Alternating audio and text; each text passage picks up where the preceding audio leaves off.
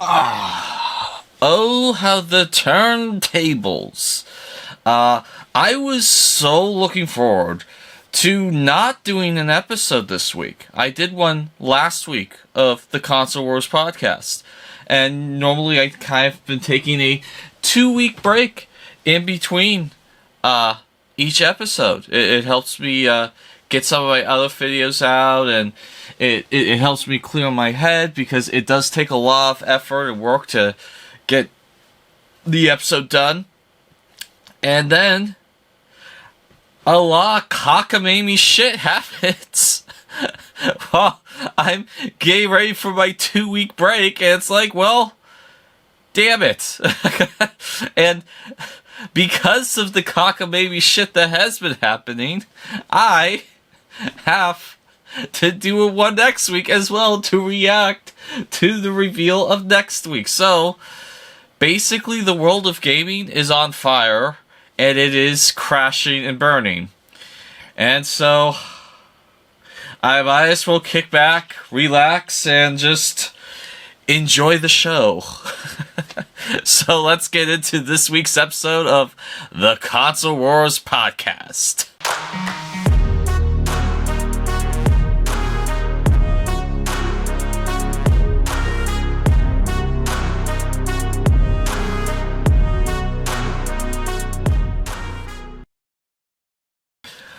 Okay, so this week I'm really only going to focus on 3 things that happen. One is kind of an interesting, lighthearted, positive thing. Another one is dumb shits being dumb shits. And then the final one is the apocalypse of Xbox. Supposedly. I'm not saying Xbox is dead, but a lot of people are saying it. A lot of people are saying, yeah, no, I think you should wait and see. So we're kind of going to get into that.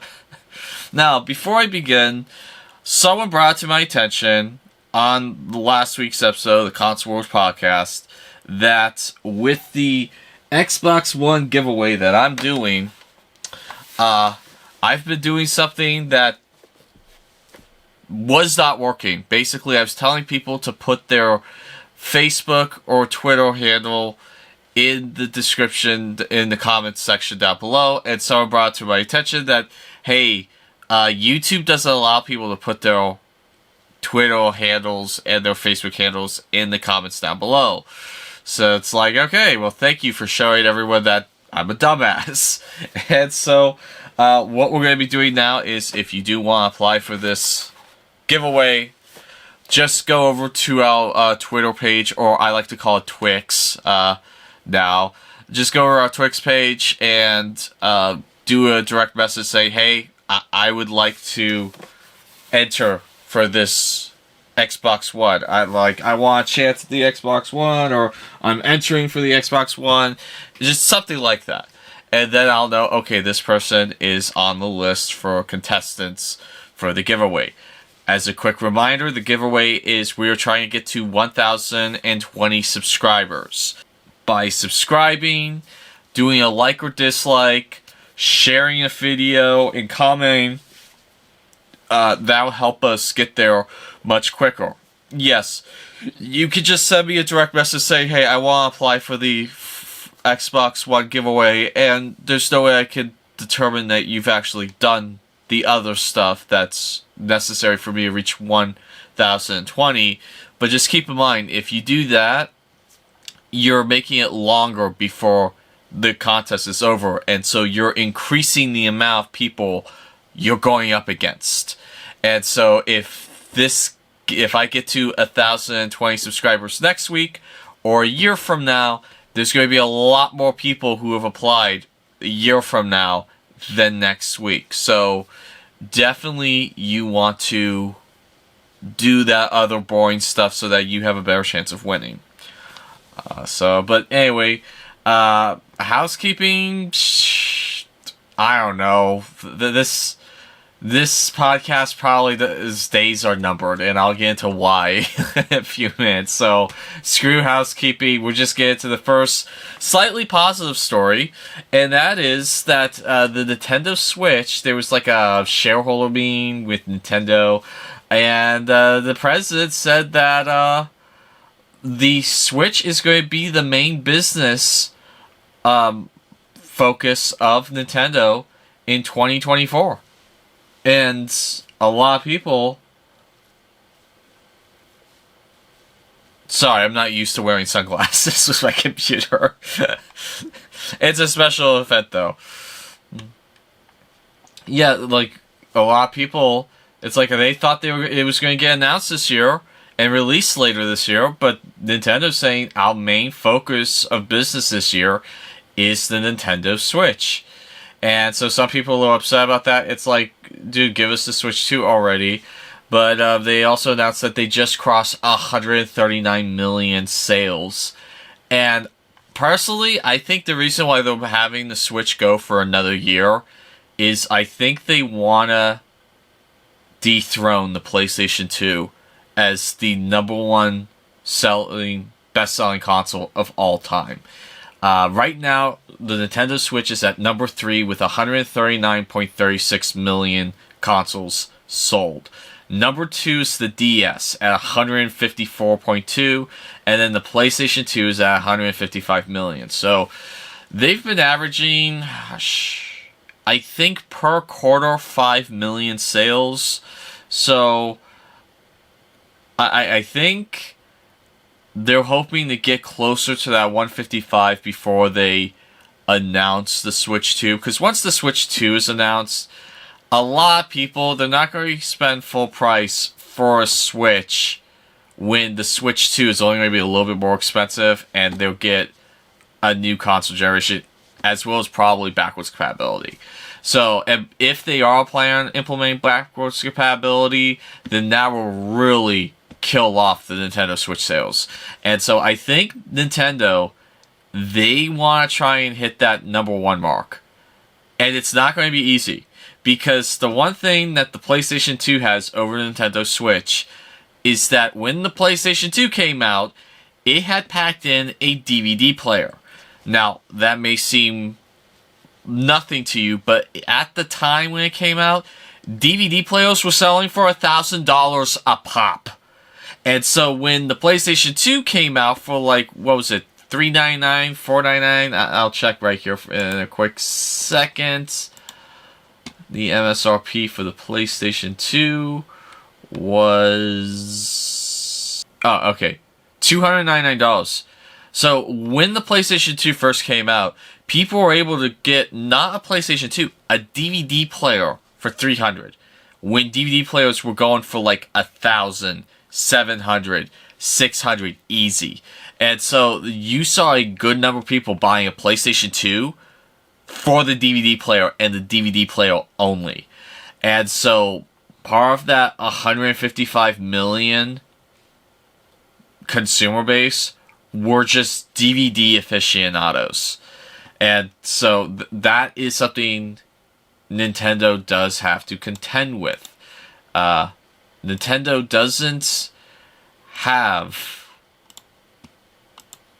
like a multimedia player in its handheld.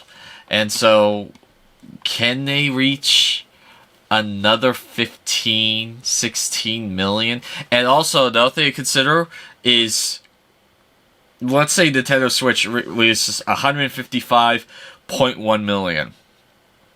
Anyone remember what happened with movies when Endgame surpassed Avatar? James Cameron did a special re-release of Avatar and got knocked back up to the highest grossing film of all time. So, if Nintendo Switch wants to beat PlayStation 2 as the highest selling game console of all time, they need to really surpass them. Because if they just get by like 500,000, I promise you Sony will do a special limited edition micro console of the PlayStation 2.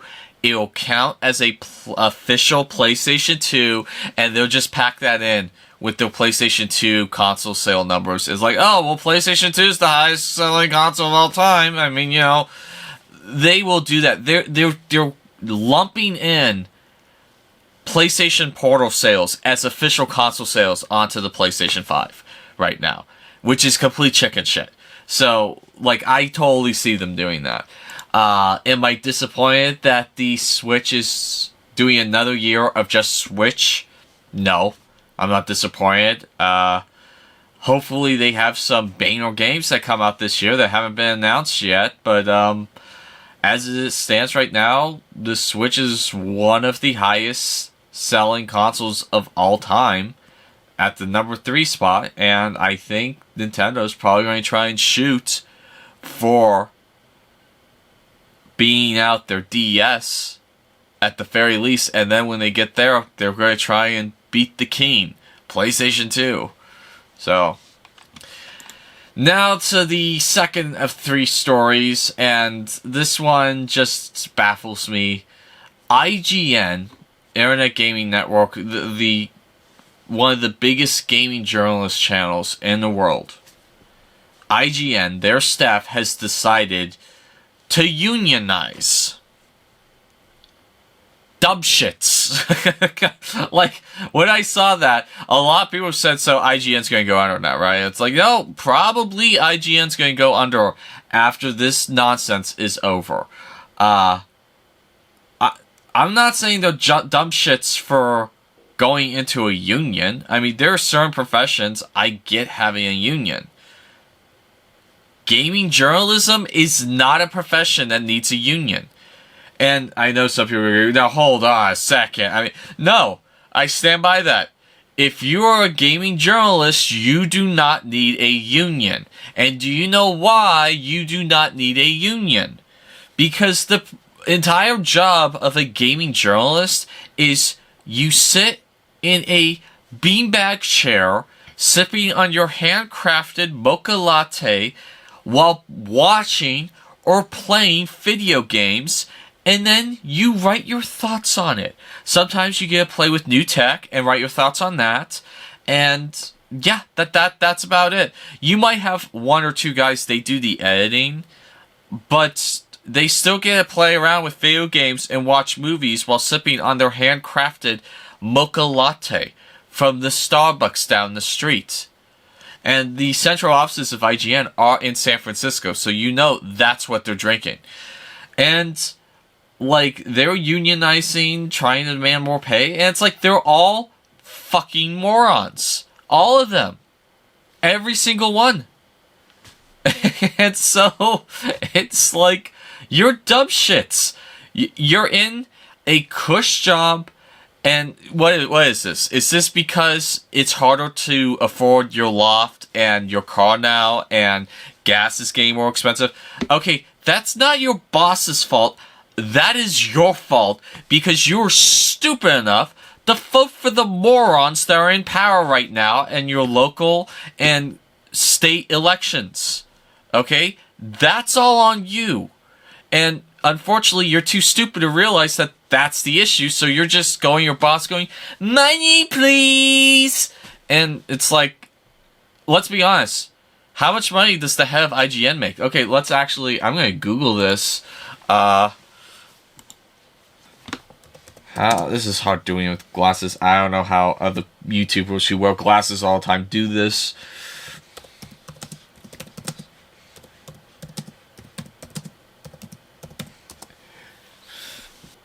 Okay, the average IGN Entertainment executive compensation is $248,992 a year.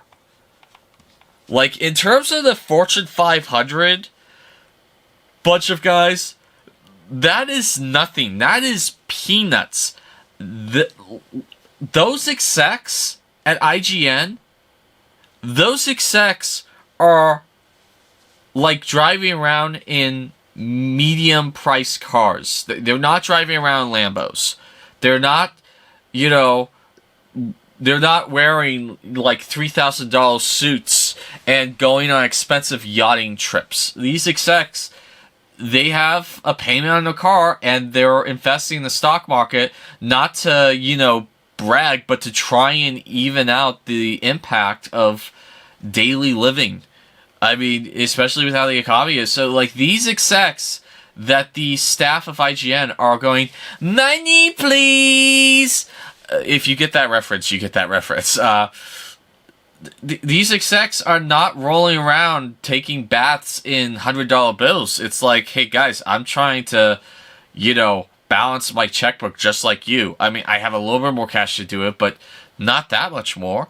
And of course, these idiots are stupid because they just took a glancing look at the Screen Actors and the Writers Guild of America strikes from last year and go, oh, they won. So they're all rich now.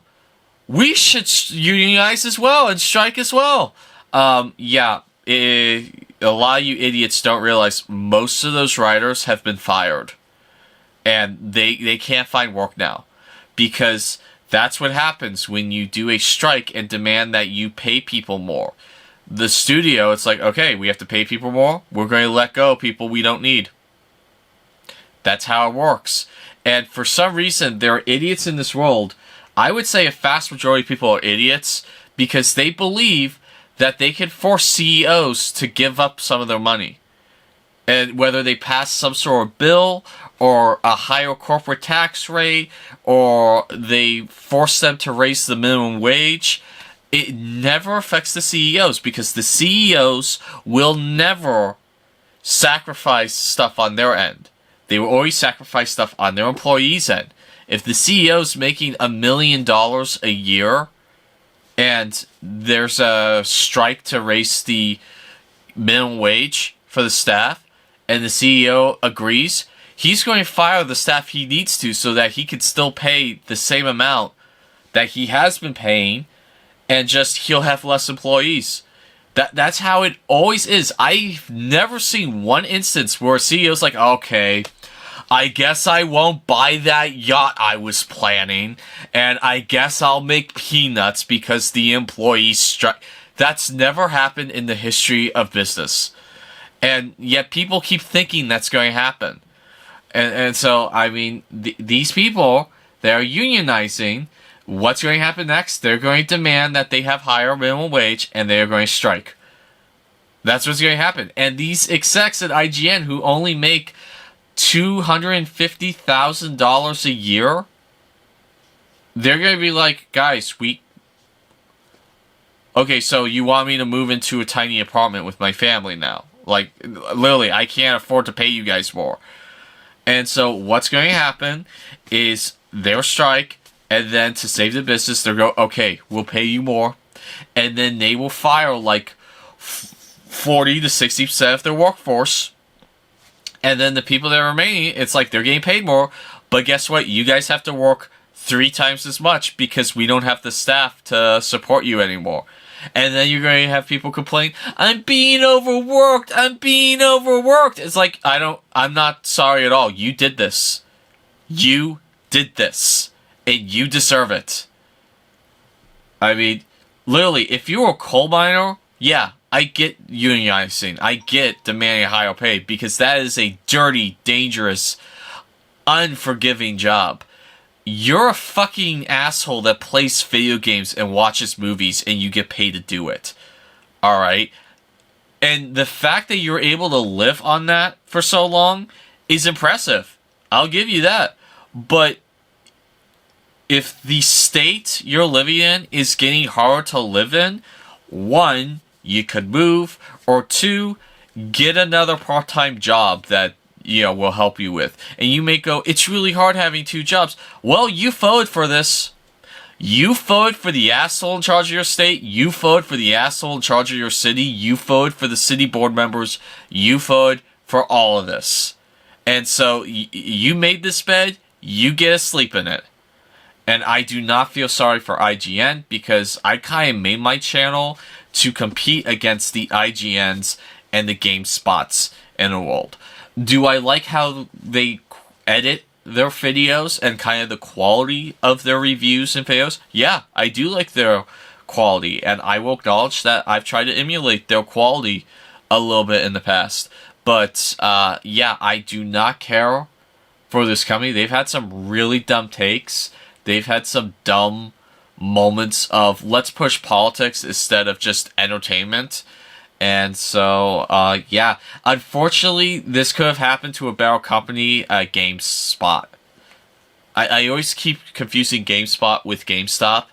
GameStop is the one that sells used games. GameSpot is the full of themselves assholes. I used to watch GameSpot, and I just couldn't anymore because they stopped giving game reviews and they started giving like philosophical essays. Like one of the moments that just made me like drop my keyboard and like I'm done. I quit watching this was the Metal Gear Solid 5 review they did, where there's literally this segment where it's like, as your big boss on Mother Base, you look out across the ocean contemplating the past sins you've committed, and as you look at the colors of the sun setting, you wonder if your heart and soul. It's like, shut the fuck up, okay? Shut the fuck up and just tell me if the game is good or not. Like, that is how fucking pretentious GameSpot reviews got.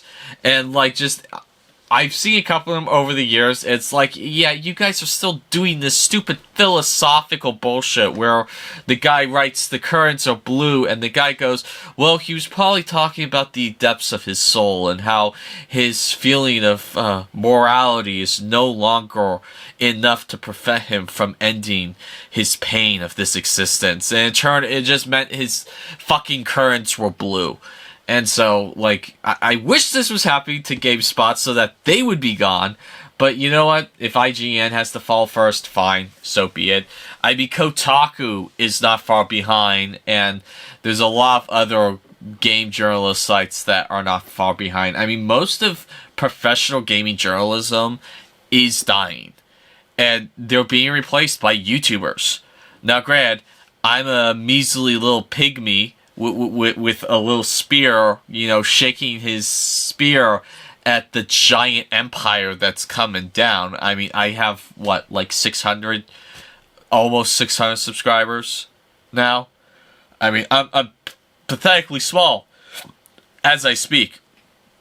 But I'm still that little pygmy that's like, you know, like Shuri, the destruction of the empire that is IGN. And I know they haven't announced that the company's shutting down, but it's a matter of time now. If they're unionizing, it's only a matter of time before they demand more pay. Because, yeah, there is not what, just, I don't want to get into politics, but I'll get into politics just a little bit because this channel is not for politics. But I have never seen one instance of the minimum wage being risen that you don't see massive layoffs. Especially if it's like a statewide, we're going to raise minimum wage. Yeah, get ready for massive layoffs if there is a statewide increase for minimum wage. I have never seen a time where that hasn't happened.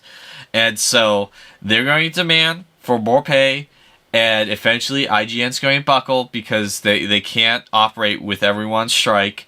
And then they're going to have to fire people because they can't afford to pay everyone. And then the studio is just going to start swirling down the train and then eventually die. This is the first death nail. Mark my words. This is the moment that IGN is beginning to die. And so, yeah, that's all I have to say about it. Let's go to the last cheery news. Xbox is apparently on its way out. Apparently, the rumor is that Xbox is stopping the production of all future consoles, and that they're just going to be a third-party publisher now, like Ubisoft and Sega. Now, I'd like you all to keep in mind, there is not one shred of documentation saying they are going to stop making consoles. I want you to understand that this is literally just Xbox going insane, okay? Like, literally, it's Xbox going insane, and Sony ponies just like, yes, Xbox has died, yes! Like, the console wars have never been more alive than they've been alive now. And so, it's just absolutely ridiculous. And there's a lot of people like, well, Well, Phil Spencer and the other higher-ups at Xbox, they haven't denied it. And they would have denied it if it wasn't true. So that means it's true. And that means they're never making Xbox anymore. Like, literally, that is the leaps in logic that people have been taking. And people I watch, like, there's YouTubers I watch that just go, yeah, since they haven't denied it, that means it's true. It's like, dude, I watch you. You've never made leaps like this before. Like, what's going on? And so, I mean, are there some concerning things? Yes. Like, apparently, it's been leaked that it's not going to be called Xbox Game Pass anymore. It's going to be called Microsoft Game Pass. That is kind of a concern because it lends credence into the idea that Xbox is going to not be anymore and it's going to be Microsoft Studios, and like Microsoft is going to be a game publisher, third-party publisher from now on. And so that's a little concerning. And yes, that's probably one of the best pieces of evidence I've heard in terms of, hey, we're going to go third party. Here's the thing, however. I am of the opinion they are not going to go third party and they are going to still have a console. Now, that's not to say this could be the last generation of Xbox. That's also not to say that they may decide to start releasing more games third party, because they are making a lot more money on their third party side than their than their console side. Real quick, I made a prediction on my Twix page, Twitter or X. It's going to be a while before I get that going. But, that basically I said, so here is my 2 cents. I posted this February 7th. So, just in case, if I am proven right, you know that this isn't just me like, oh yeah, I am Monday morning quarterbacking this. But, so here's my 2 cents on the matter. Xbox isn't going to end console production, but they will announce phasing out physical games due to no one plays physical anymore. I did the retardation, like, lettering, in the quote, in the, tweet. I may be wrong, and our next episode of the Console Wars podcast, we'll see how correct I am. So, yeah, I posted that on Twix, and we'll see if I am correct. I think they are going to phase out physical sales, because they desperately want to be digital only. A few episodes a while back, I did kind of show through online polls that their all-digital audience is only around 17%. We'll say 20, just to be, generous. But a vast majority of Xbox gamers have physical of some kind. And if I do get a new game, I rarely do get a new game. I want to say really do. But when I do get a new game, I always get a physical. And if they go all digital, guess what? I'm not getting any of your games new anymore. I'll wait till it drops heavily in price. And so, my predictions are, it will be a firestorm if Microsoft announces we're not going to make consoles anymore. People are going to say, how dare you? Especially since they paid $500 for the damn thing. I'm not going to be that upset because I don't like where the future of gaming is going anyway. And so it's just going to be another incentive for me to stop buying new games. And I got enough of them anyway. So, I mean, if they announce next week, or actually technically this week, I'm filming this a little bit early. If they announce this week that, hey, we're going to stop making the console, and this is the last generation for the Xbox. I'm not going to be upset about it. Okay, in a way I would be upset, but not in terms of a gamer perspective, in terms of a YouTuber perspective, and I'll get into why in a few minutes. But as a gamer, it'd be like, okay, it was a fun run, and honestly, I might be tempted to pull my giveaway off, because as of this recording, no one has applied for this console yet. And I actually have one of every generation of Xbox.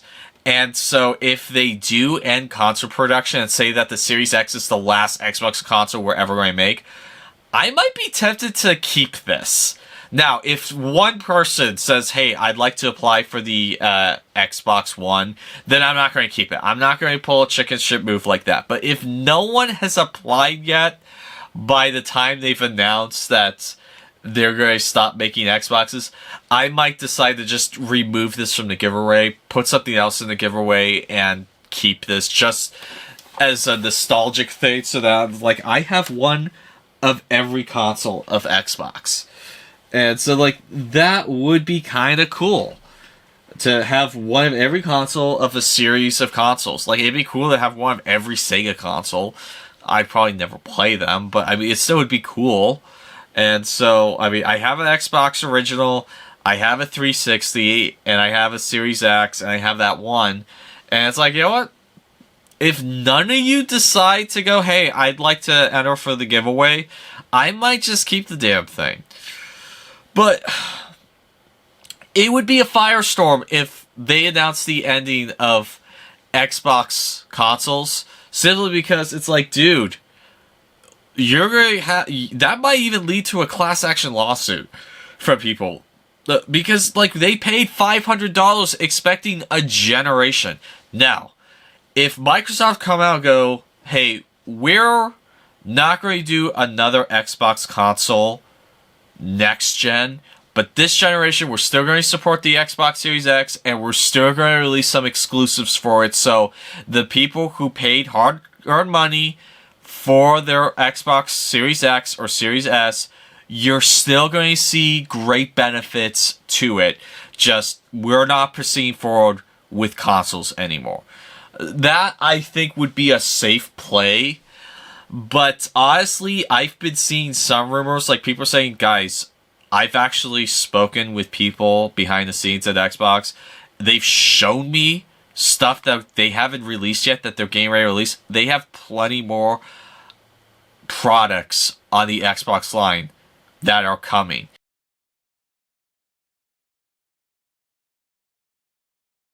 Whether that be streaming box, new types of controllers, console revisions, like there is new product being worked on as we speak.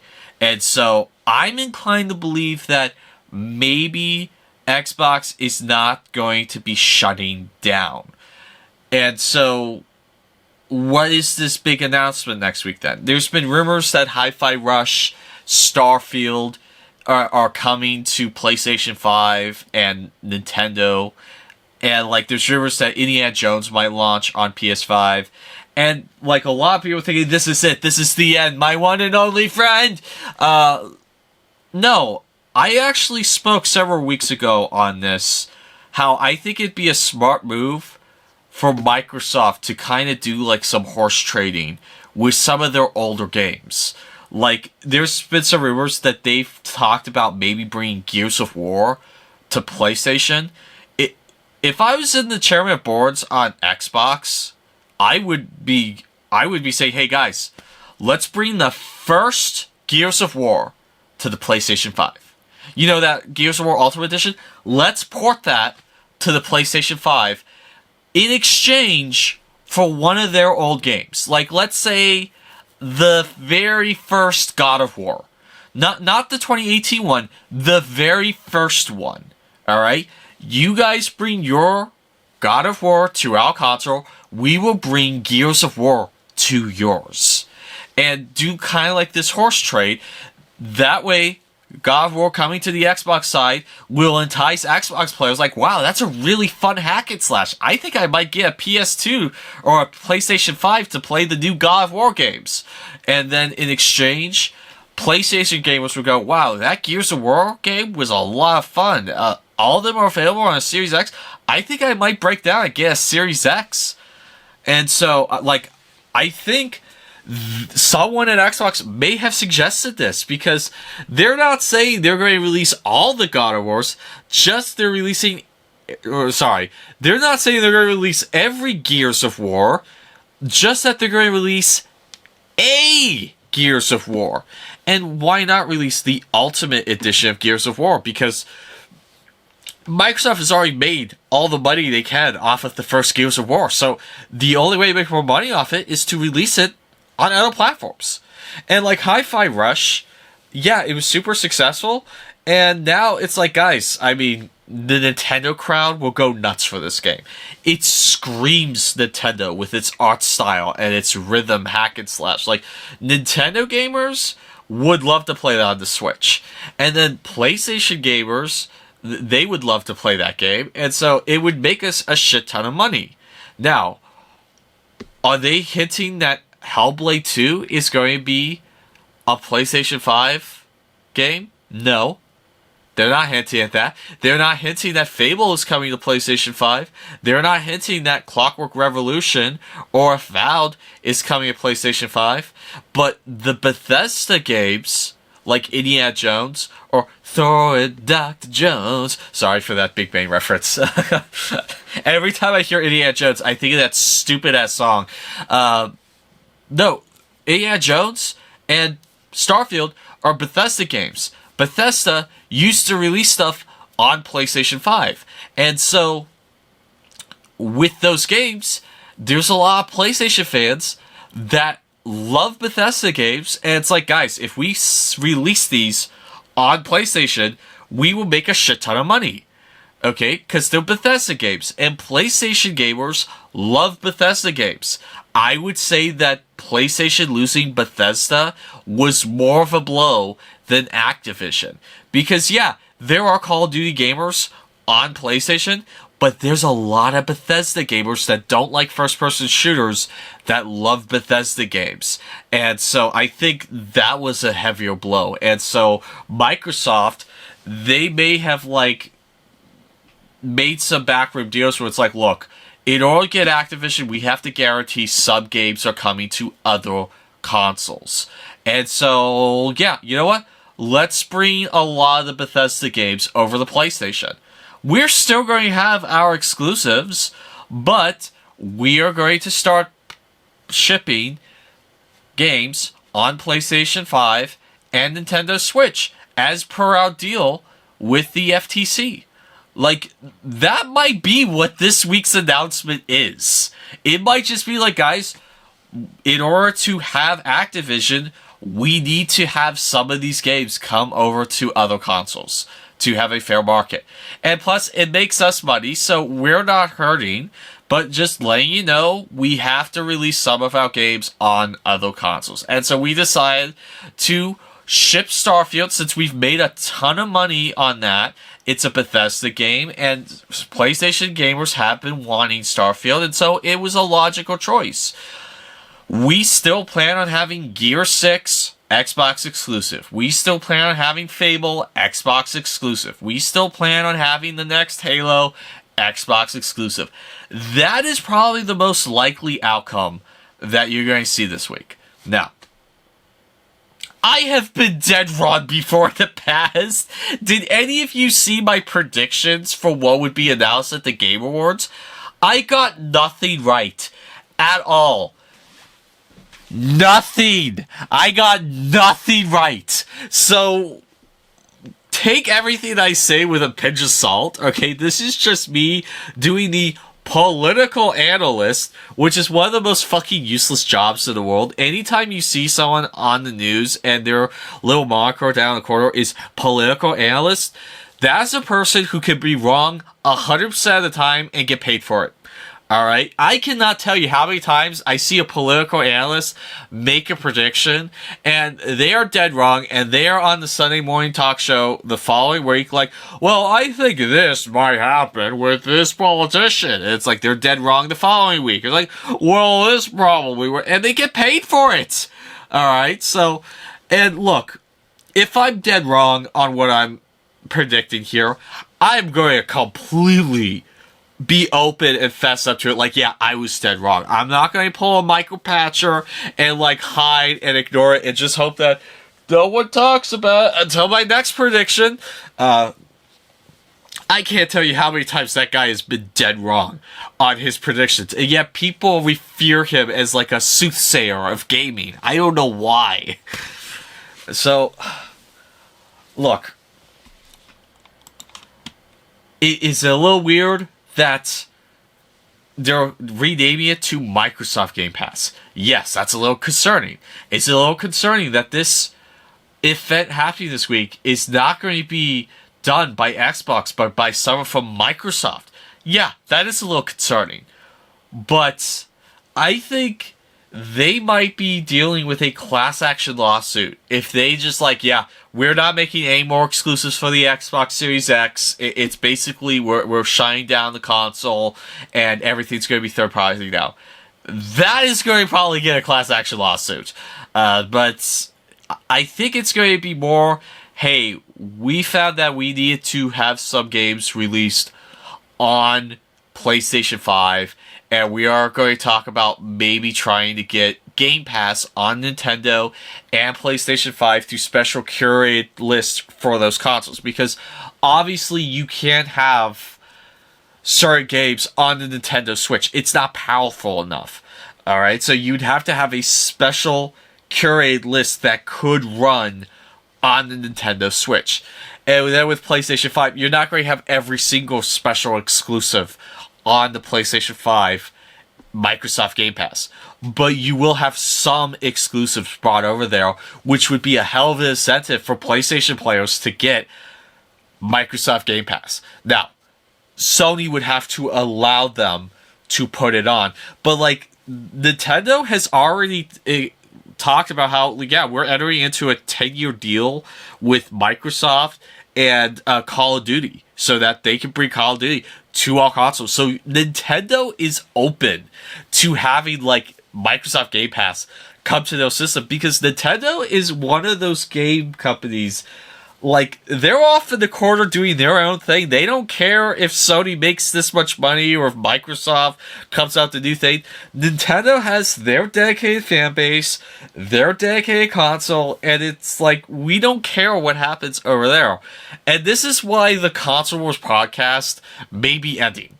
Because, one, I am shocked that when I was trying to figure out a name for this podcast, it's like, I wonder if, yeah, probably someone already has the Console Wars podcast. I looked on YouTube, no one had that name. It's just like, oh my gosh, no one used that name for a podcast show? And so I grabbed it, and now it's looking like the Console Wars might be dying. Because, let's say the worst thing happens, and Xbox is dead. And it's just Microsoft publishing now. Okay, so what? I'm going to be talking about the console war between PC, PlayStation, and Nintendo?